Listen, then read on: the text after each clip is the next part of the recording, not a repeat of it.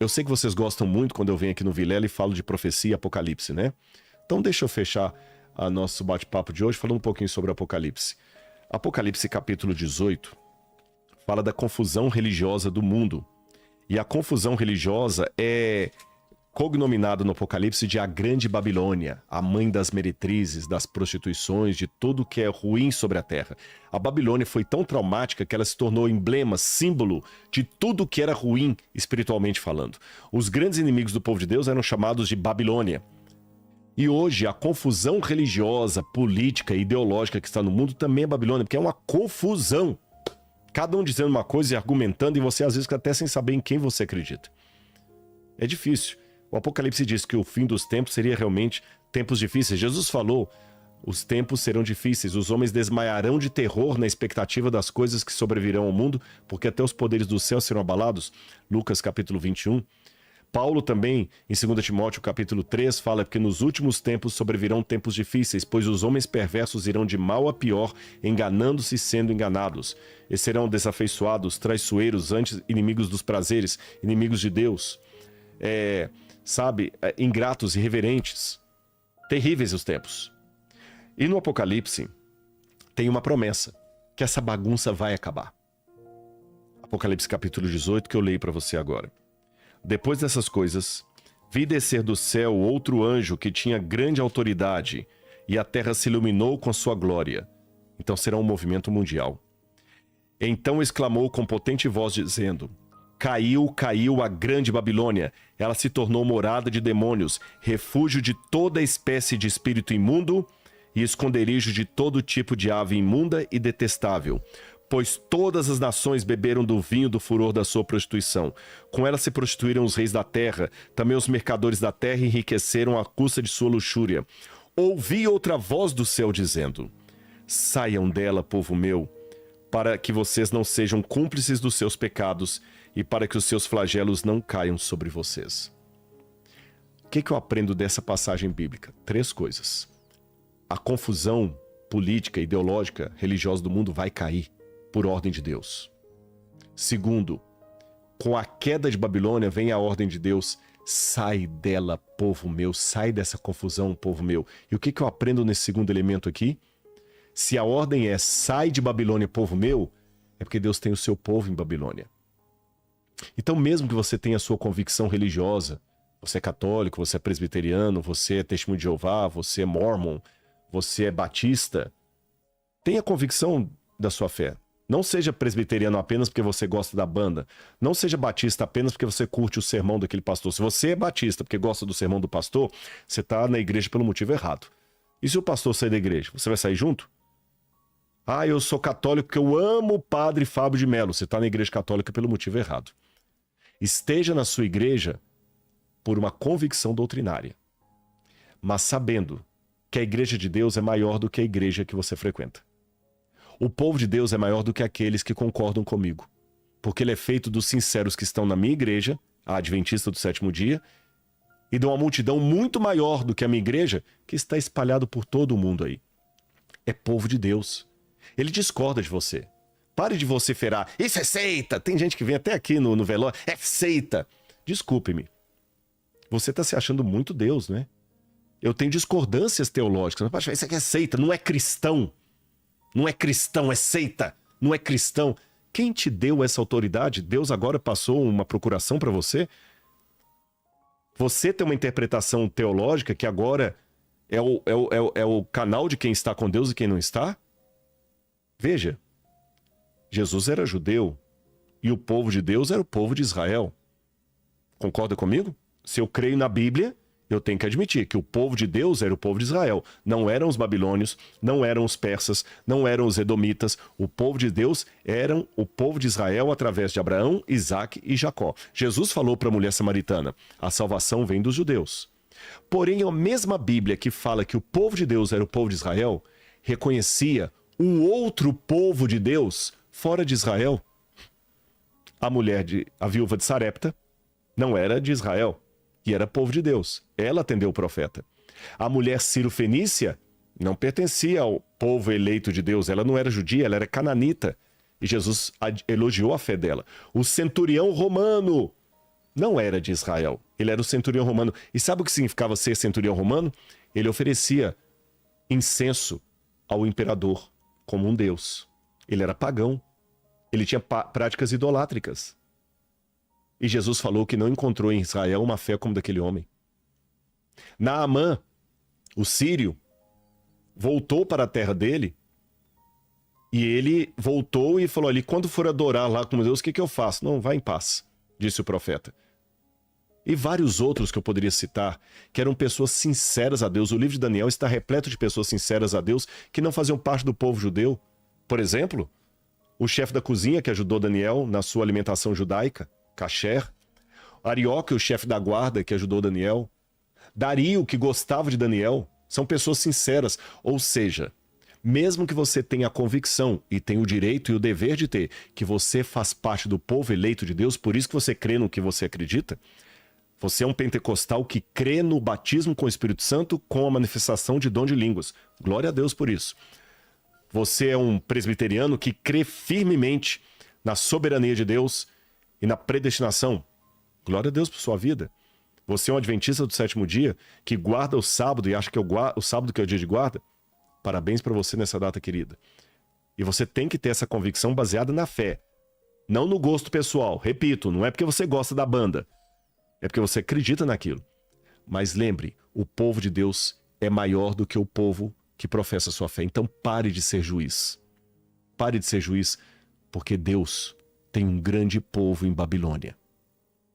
E Jesus um dia falou para os discípulos, eu tenho muitas ovelhas que não são desse aprisco.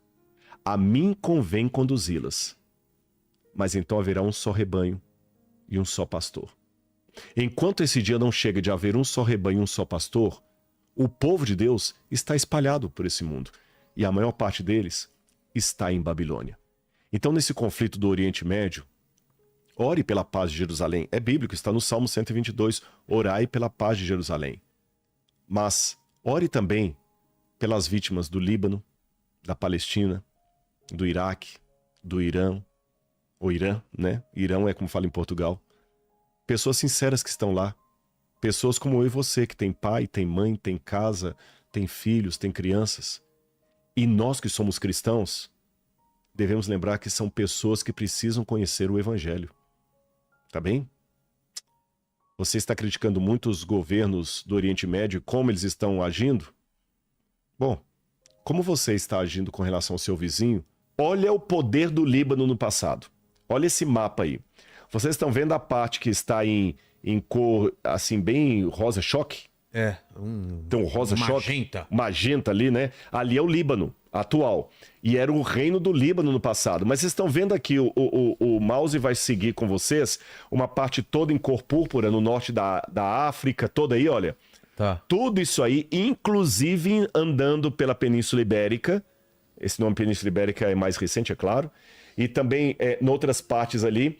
Tudo isso pertenceu ao reino dos fenícios. Eles tinham, não que os fenícios tivessem fronteira ali, mas eles dominaram toda essa região. A parte marítima deles era muito forte. Inclusive, né? Tem uma teoria, ela é controversa na academia.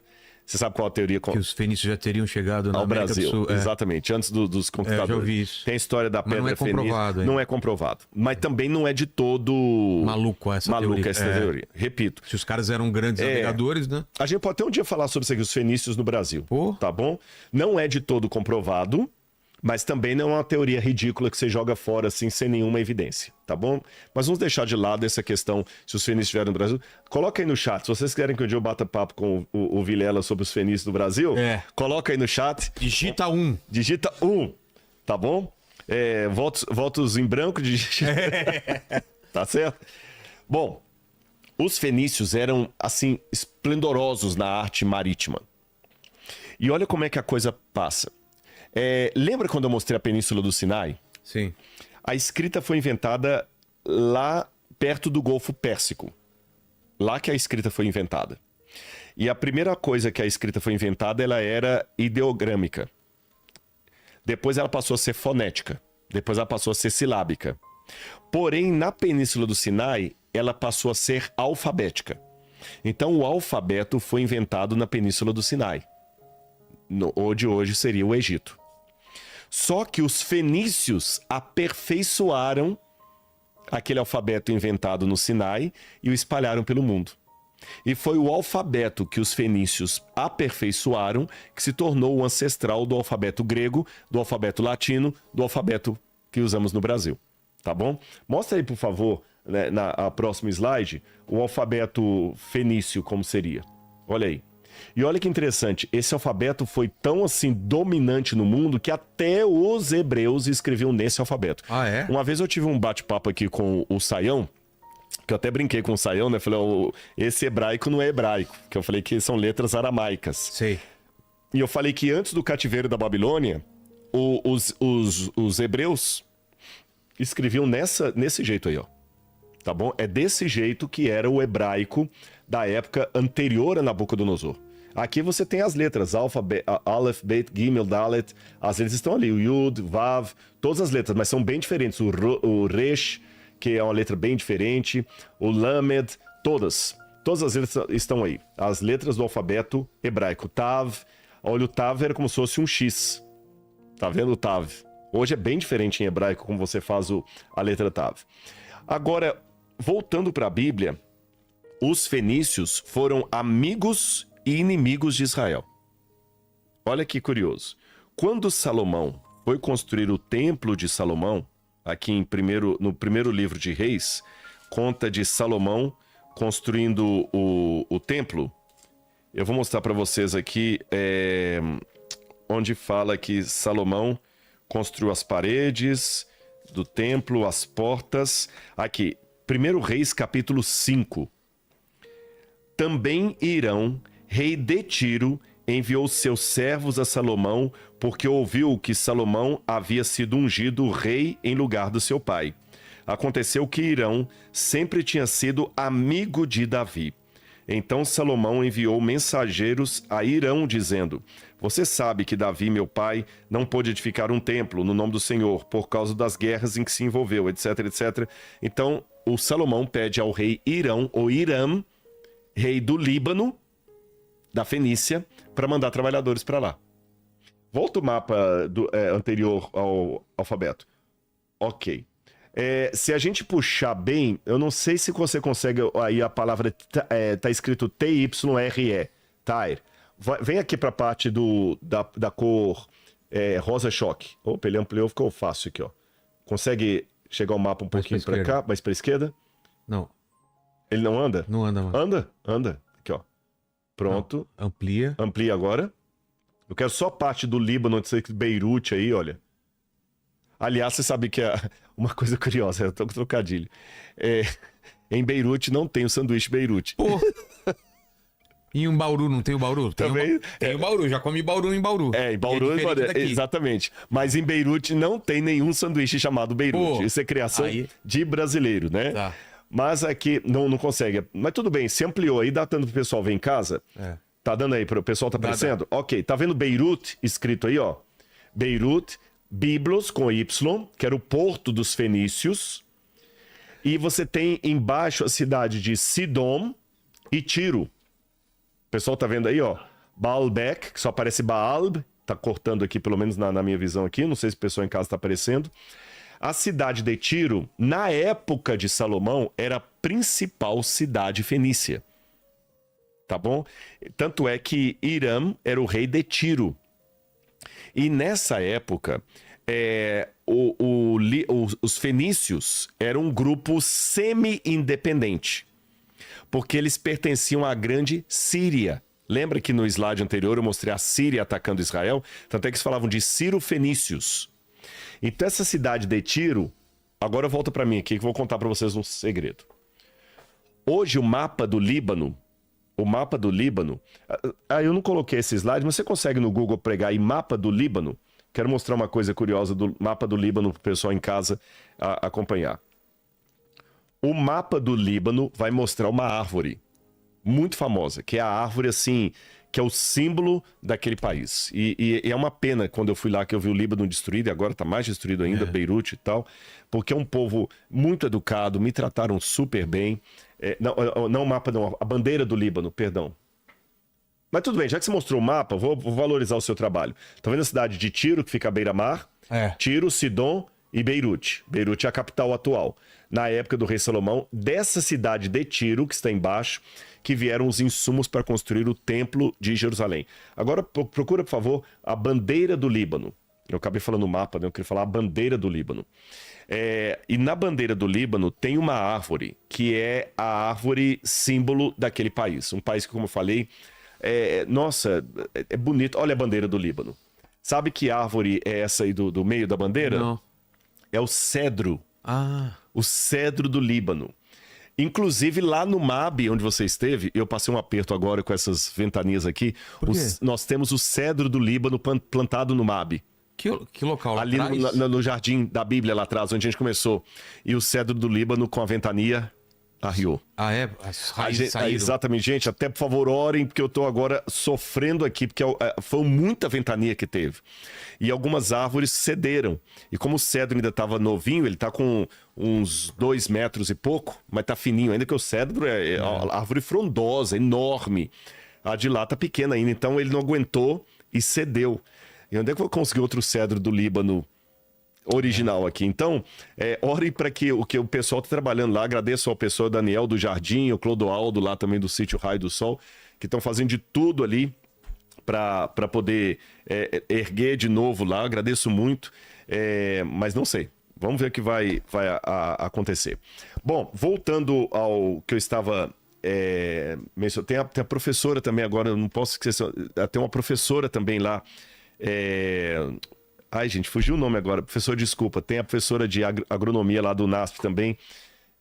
Não é Cibele, não. Me fugiu o nome dela. Ai, que vergonha agora. Vergonha em rede nacional. Mas eu prefiro passar a vergonha a esquecer de mencionar o agradecimento também a essa professora que está nos ajudando lá. Desculpa, é 1000 coisas na cabeça aqui. Daqui a pouquinho vem, tá bom? Obrigado a esse time aí que está trabalhando no museu do MAB lá.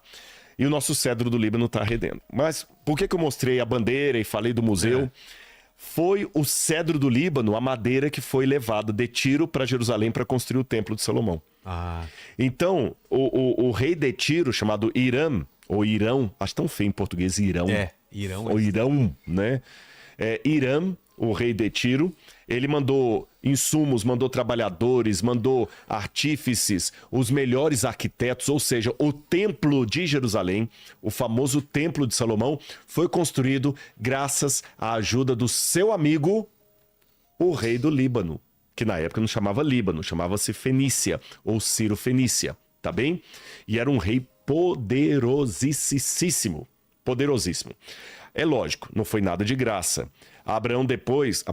Salomão, corrigindo Salomão, depois pegou algumas cidades e entregou para o rei de Tiro como pagamento pelo que ele fez. O templo de Salomão saiu tão caro que Salomão teve que pagar a dívida, dando terras para o que hoje seria o Líbano. Agora, veja bem, nessa época o Líbano era aliado de Salomão. Aliado forte de Salomão e Davi. Com o passar do tempo, aconteceu um problema. Lembra que lá atrás eu comecei a contar a história da Assíria e que a Assíria caiu? Mostra o próximo mapa depois depois desse aí, o próximo mapa. Olha o que aconteceu. Aí tem uma cidadezinha chamada Babilônia. Tá vendo Babilônia escrito aí, ó?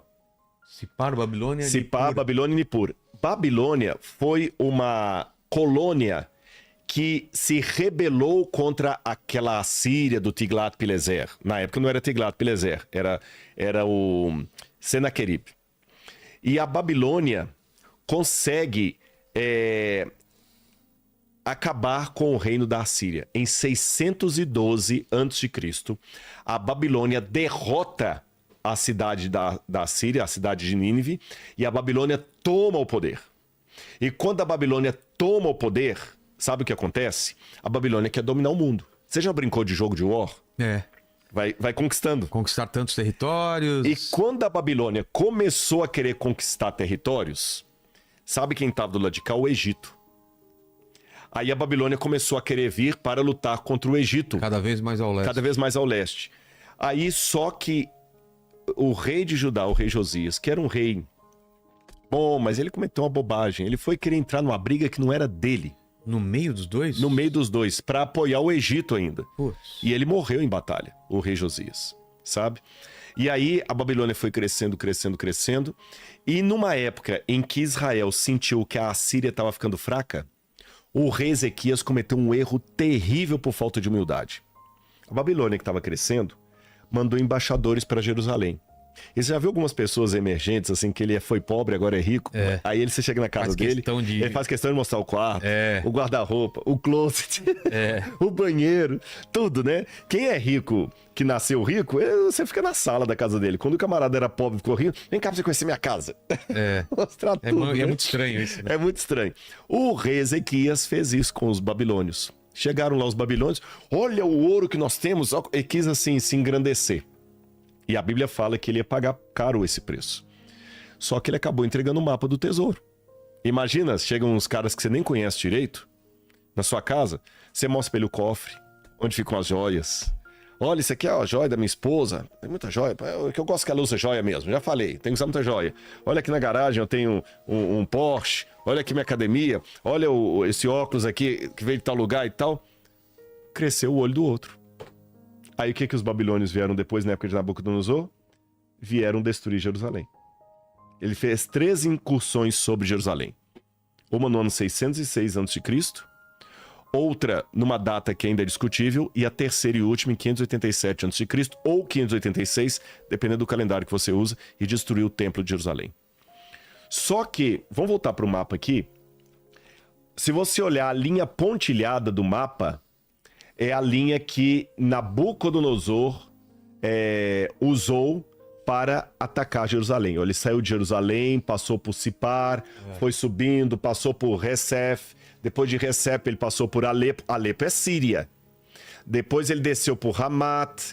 Depois ele passou perto de Biblos ali. Quando ele chegou perto de Tiro, ali, o que o Nabucodonosor fez? Essa viagem toda, se você vai de carro com a família de São Paulo para Salvador, você tem que parar no posto, eu ia falar no Graal, vou fazer merchan para eles. Tem outros postos, né? Posto, bom, para não fazer merchan de ninguém, já falei do Graal aqui, né? Depois vocês mandam os royalties pro Vilela aqui, viu, Graal? Mas para não falar de nenhum, toda a estrada tem o posto do Gaúcho. Churrascaria Gaúchão. Todas têm. É verdade. E geralmente é cor-de-rosa, eu não sei porquê. Ah, é? Não Pode olhar. Atenção, quase toda. Desculpem os gaúchos, mas é verdade. Eu não tô fazendo tem nenhuma. Bastante também gaúchão. É sempre assim. É sempre ter um posto, churrascaria Gaúchão, e não sei porque é cor-de-rosa. E você tem que parar ali para abastecer o carro, para fazer um xixi, para poder. Tem que parar. Naquela época não tinha posto de gasolina. Você vinha com o exército, você dependia que cidades ao longo do caminho aceitassem da guarida pro seu exército, para ele beber água e tudo e continuar a viagem. Hoje, quando eu fui lá no Líbano, perto de Beirute, quando você sai um pouquinho assim na periferia de Beirute, tem lá um lugar que tem inclusive uma silhueta de um rei babilônico e uma inscrição babilônica que Nabucodonosor passou por ali. É um lugar até que tá assim, não muito protegidinho, fica perto de uma rodovia, de difícil acesso. Eu já estaria protegendo aquilo ali, cortando, levando para o museu, né? Mas tá lá, tá lá. O Nabucodonosor passou por ali. Ele passou por Tiro. E sabe o que o pessoal de Tiro fez? Parabéns, Nabucodonosor. Bem feito, Jerusalém. Uhul, destruiu Jerusalém. Nabucodonosor passou por lá na ida e na volta, depois de ter destruído o templo. Olha que curioso, pessoal. A cidade de Tiro, que construiu o templo de Jerusalém, comemorou a destruição do templo de Jerusalém. Que ironia da história. E eu vou mostrar isso para você na Bíblia.